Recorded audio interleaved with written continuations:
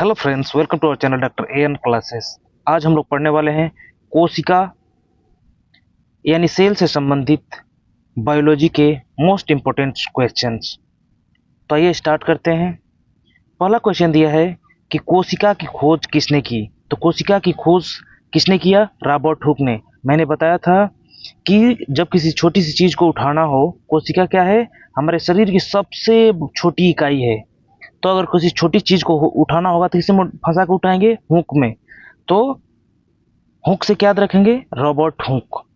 दूसरा क्वेश्चन, कोशिका का संरचनात्मक इकाई क्या है? यानी कोशिका नहीं है, शरीर की संरचनात्मक इकाई क्या है? तो कोशिका है। तीसरा क्वेश्चन, प्रोकैरियोटिक कोशिका का उदाहरण है किसका? जीवाणुओं में। प्रोकैरियोटिक क्या होती है? छोटी से छोटी कोशिका है। वायरस हो गए, वो किस में पाई जाएगी? जीवाणुओं में। लेकिन वहीं यूकैरियोटिक हो जाए, यू मतलब तुम, आदमी, मैं, जानवर बड़े बड़े जो हैं, उनमें क्या पाई जाएगी? यूकैरियोटिक कोशिका पाई जाती है। और छोटे वायरस वगैरह में किसमें पाई जाती है? प्रोकैरियोटिक। तो यूकैरियोटिक कोशिका में क्या पाया जाएगा? तो संगठित नाभिक पाया जाता है। और प्रोकैरियोटिक में न्यूक्लियस तो पाया जाएगा, लेकिन उसमें कोई कवर नहीं पाया जाता है। अगला क्वेश्चन देखिए। अगला क्वेश्चन दिया है कि सबसे बड़ी कोशिका कौन सी होती है? तो सबसे बड़ी कोशिका शुतुरमुर्ग के अंडे की होती है। आगे देखिए, सबसे छोटी कोशिका कौन सी होती है? तो माइक्रोप्लाज्मा में। अगला देखिए, नाभिक किससे घिरा होता है? तो नाभिकीय झिल्ली से। अगला क्वेश्चन है, कोशिका द्रव को क्या कहते हैं? तो कोशिका द्रव को साइटोप्लाज्म कहते हैं। कोशिका झिल्ली को किससे बनी होती है? तो ये लिपिड का बना होता है, और उसमें और क्या होता है? प्रोटीन होता है। तो लिपिड और प्रोटीन का बन के क्या बनता है? कोशिका झिल्ली। अगला क्वेश्चन देखिए, प्लाज्मा झिल्ली का कार्य क्या है? प्लाज्मा झिल्ली का कार्य क्या है? तो सामग्री का चयनात्मक आवागमन करना। अगला क्वेश्चन बढ़िए, प्लास्टिड किसमें पाए जाते हैं? तो प्लास्टिड पादप कोशिकाओं में पाए जाते हैं। हरितलोक किसमें पाया जाता है? तो हरितलोक पेड़ पौधों में पाया जाता है। कहाँ पाया जाता है? तो ये पेड़ में पाया जाता है, पेड़ पौधों में पाया जाता है। और ये हरितलोक का कार्य क्या है? तो ये प्रकाश संश्लेषण करते हैं, और प्रकाश संश्लेषण करके क्या बनाते हैं? भोजन का निर्माण करते हैं। माइटोकॉन्ड्रिया को क्या कहा जाता है? तो कोशिका का ऊर्जागृह या power house of the cell कहा जाता है माइटोकॉन्ड्रिया को। आगे देखिए, लाइसोसोम को क्या कहते हैं? तो कोशिका का आत्मघाती थैला। कोशिका का आत्मघाती थैला। अगले क्वेश्चन की तरफ बढ़िए। तो राइबोसोम का क्या कार्य है? तो राइबोसोम का काम करना है प्रोटीन निर्माण करना, प्रोटीन संश्लेषण करना है। प्रोटीन निर्माण का काम क्या हो गया? राइबोसोम का हो गया। सूक्ष्म नलिकाएं किसकी बनी होती हैं? तो ये ट्यूबुलिन की बनी होती हैं। केंद्रक में क्या पाया जाता है? तो केंद्रक में डीएनए पाया जाता है। अगला बढ़िए, कोशिका भित्ति किसमें पाई जाती है? तो ये पादप कोशिका में पाई जाती है कोशिका भित्ति। अब कोशिका भित्ति बनी किसकी होती है? तो ये सेलुलोज की बनी होती है। किसकी बनी होती है? सेलुलोज की। अगला क्वेश्चन की तरफ बढ़िए, पशु कोशिकाओं में कौन सी संरचना नहीं होती है? तो इनमें कोशिका भित्ति नहीं होती। जो ऊपर पेड़ पौधों में छाल होती है ना, इसमें जानवरों में छाल नहीं होती।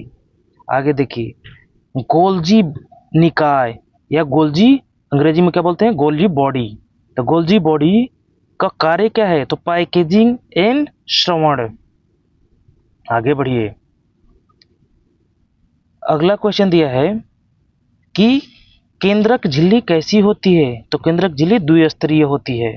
राइबोसोम कहाँ बनता है? तो राइबोसोम न्यूक्लियस में बनता है। कहाँ बनता है? न्यूक्लियस में बनता है। अगले क्वेश्चन की तरफ बढ़िए। तो अगला क्वेश्चन दे रहा है, कोशिका का सिद्धांत किसने दिया था? तो कोशिका का सिद्धांत क्लाइडेन एंड श्वान ने दिया था। डब्ल्यू फ्लेमिंग ने क्या खोजा था? तो डब्ल्यू फ्लेमिंग ने क्रोमेटीन खोजा था। क्रोमोसोम क्रोमोसोम किससे बने होते हैं? तो क्रोमोसोम डीएनए और प्रोटीन के बने होते हैं। अगले क्वेश्चन की तरफ बढ़िए। कोशिका विभाजन कोशिका विभाजन का प्रकार क्या है? तो कोशिका विभाजन का प्रकार दो होता है। कौन? एक होता है माइटोसिस और दूसरा होता है मियोसिस। माइटोसिस में क्या होता है, एक कोशिका फूट के दो कोशिकाओं में डिस्ट्रीब्यूट हो जाती है। और वहीं जो मियोसिस होता है, इसमें चार कोशिकाओं में ये जो टूटती है, तो चार कोशिकाओं में टूटती है, यानी चार कोशिकाओं का निर्माण करती है।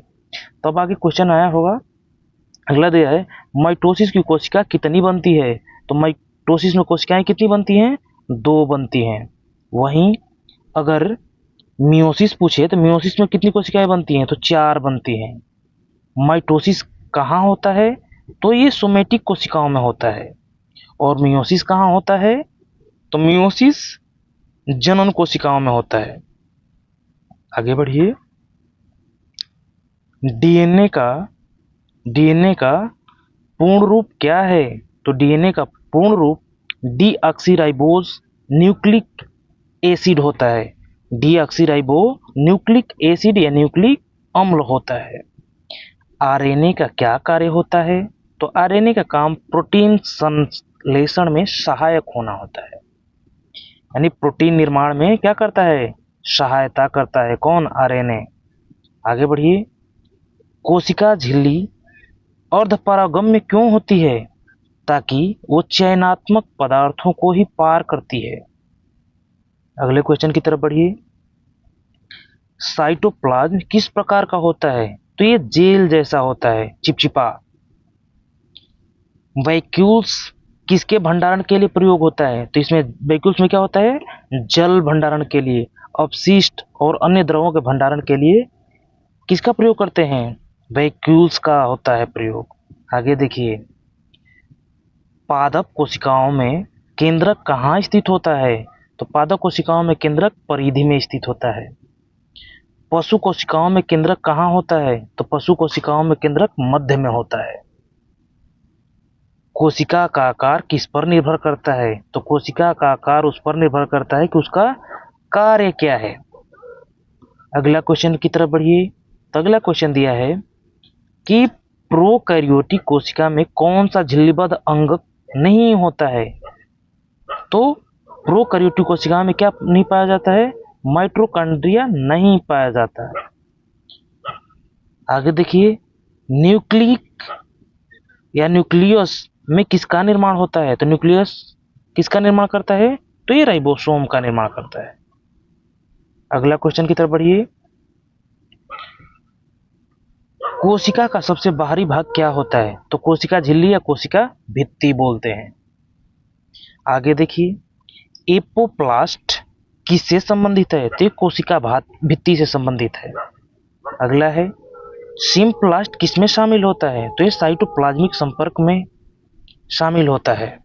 अगला देखिए क्वेश्चन नंबर 46। कोशिका चक्र कितने चरणों में होता है, तो ये दो चरणों में होता है। एक इस इंटरफेस होता है और एक एम फेस होता है। आगे बढ़ते हैं। इंटरफेस का चरण क्या होता है, तो इंटरफेस में G1, S और G2 होता है।